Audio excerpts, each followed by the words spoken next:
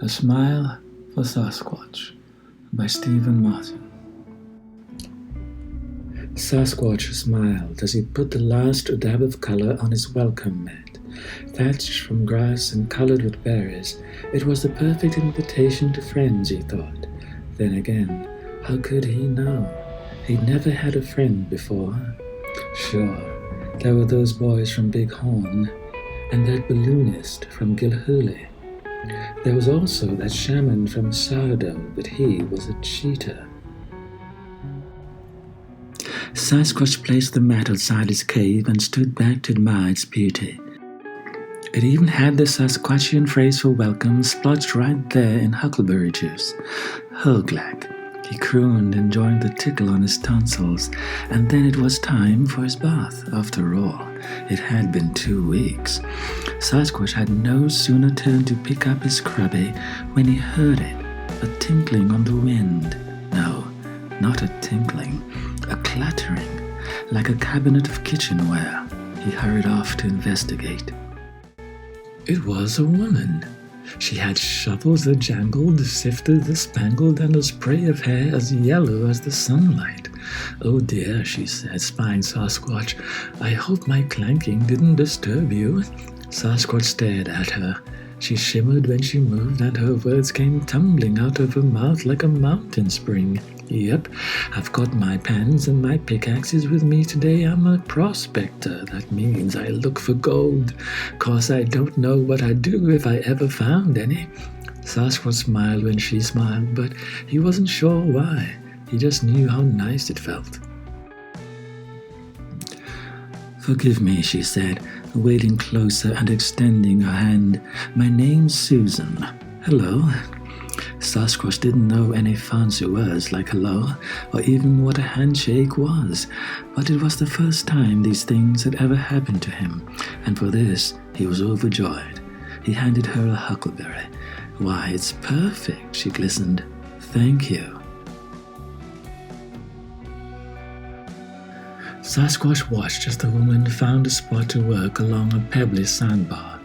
Every now and then she would look up and see him standing on the shore. "Hello again," she'd call out.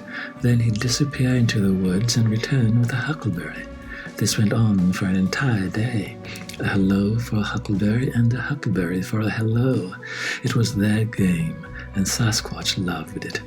Some afternoons they would sit under the shade of a tall redwood as she captivated him with stories of the world beyond the mountains. One night, Sasquatch fell asleep, hoping his new friend would find all the gold she was looking for. Mostly, though, he hoped she would stay. The next day, Sasquatch awoke to find the woman on a mountain ridge, bags packed and moving on. "Goodbye," she shouted, hailing a wave. Sasquatch clambered onto a rock to shout back. He thought "Oglak" and then "hello," but by the time the sounds even reached his throat, she was gone. "Ah," he groaned sadly. Sasquatch trudged back to his cave to make some breakfast, and though he didn't really feel like eating, he kept staring at an ancient painting on his wall, left from a time when humans and Sasquatches lived side by side in these woods, or at least tried to. If only they used the same words, he thought. The next day, Sasquatch took a deep breath of mountain air, spat out a fly, and concocted a plan. It was time for his own prospecting mission, to find words. The first ones he found were on a sign, "Falling Rock." He tested them on his tongue and discovered that they even sounded like a boulder rolling down a hill. He plucked them from their stem and dropped them in his bag, the perfect start to his collection. Outside a small mining town, he found several more words just ripe for picking. He tested each one, chose his favorites, and added them to his collection. His next find was much more of a challenge. Hot bath, it said, 10 cents. He wrestled it from the side of a building and smiled at the cowboy inside. "Hello," Sasquatch said in his very best people voice. "Hot bath, please?" He waited for the man to reply, but as eager as he was to have his first conversation, the timing wasn't right. Arriving at a narrow mountain pass, Sasquatch sat down to review the day's finds. A carriage approached with children inside, so he waved, smiled, and crooned a few words he thought they'd like. This time, the reply was prompt. The carriage veered, sending a trunk toppling to the ground. Sasquatch gathered it up, clapped it closed, and raced after them. He had no words for "Wait, I have your trunk," so he shouted something like "Potato." Just then, Sasquatch's foot hit a fallen rock and he went tumbling over an embankment, falling down into Old Kemp Creek. Sasquatch had never been in this part of the creek before, and he had never seen anything like what lay before him now. An abandoned wreckage, half covered in vines and wedged into the hillside, looking as if it had been there a long time. He approached cautiously. There was nothing left of the driver except his bones and a few front teeth, and just enough for a strange smile. Sasquatch stepped back, rubbed his hands together, and cracked open the carriage like a giant walnut. Flush! Pouring over his feet were hundreds of small slab-shaped objects smelling of leather and old trees. He sniffed one and carefully opened it with his thumbs. He looked closer. Could it be? Words! Millions of them! Sasquatch gathered the books, the trunk, and most of the driver, and carried them to the water's edge, where he headed downstream toward his cave. He felt like he was high on a mountain top, but it was really just Old Kemp Creek. With no limit to the words he was learning, Sasquatch could talk about anything now, and his new house guest, Bones, was the best listener he'd ever met. "Listen to this," he said, opening a book called Treasure Island. "I saw a figure leap with great rapidity behind the trunk of a pine. What it was, whether bear or man or monkey, I could in no wise tell. Can you imagine seeing something like that?" he asked. Bones slouched, then fell to the floor, losing 2 more teeth. Sasquatch reattached them with some tape from the trunk and said softly, "Well, I can't." He smiled at Bones, but the smile slowly faded. Sasquatch stared for a long time at his guest with the missing teeth, the dress, and the hay for hair, and then bowed his head. "I think I owe you an apology. I think I wanted you to be something you're not." Sasquatch gazed again at the painting on his wall. He lay awake wondering if he was wrong about all this word business. Maybe what he yearned for was to run and grunt and play like other Sasquatches, free to be exactly as he was. "Like," he whispered softly.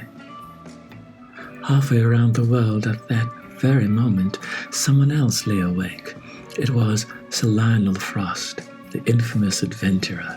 From the glaciers of Antarctica to the deserts of Africa, Sir Lionel had seen and almost photographed some of the rarest beasts on Earth.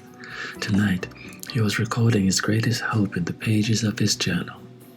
The Sasquatch, Sir Lionel scribed, that wondrous missing link between man and beast, and a fellow I should only be lucky enough to meet someday.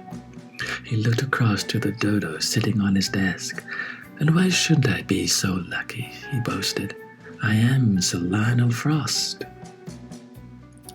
With sleep hard to come by, Sasquatch rifled through the trunk outside, unwrapping a lantern.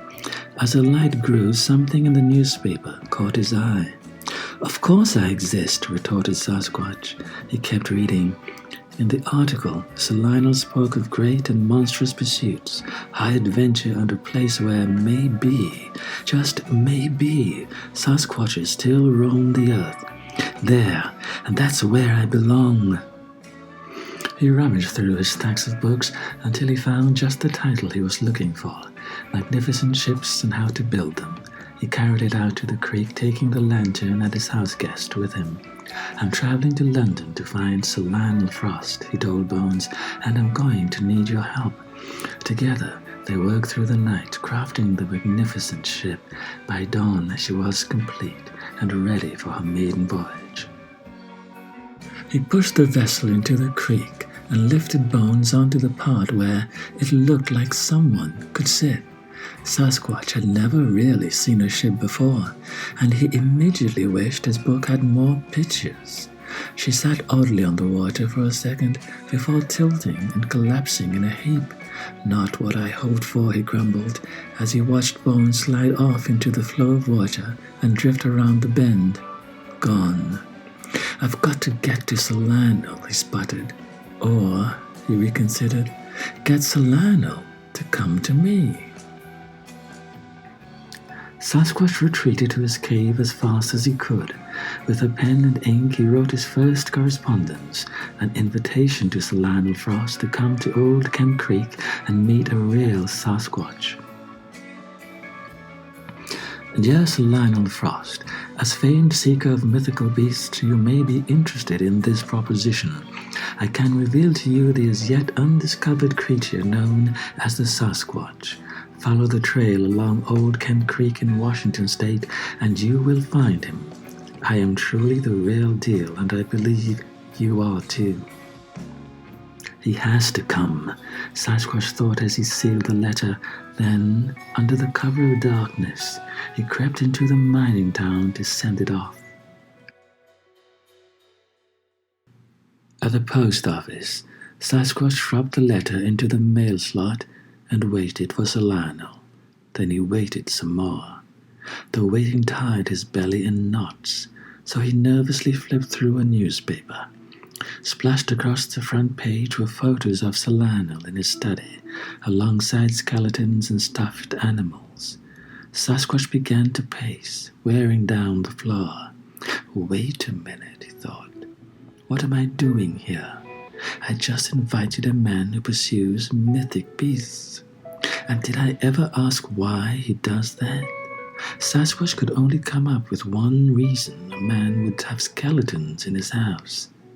They were his trophies. Sasquatch had to retrieve that letter, but how? Best he could tell, there was only one way to get inside that locked post office.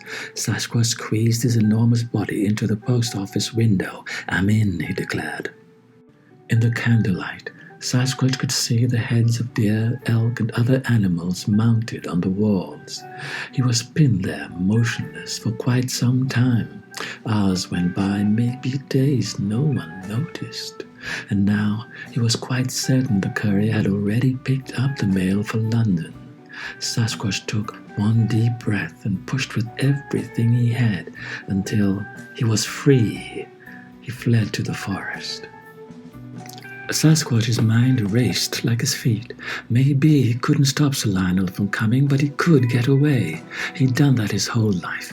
If he could make it to Old Kent Creek, he would keep on running. He would run, he would swim, and he would find a new cave where he could be safe, just like before.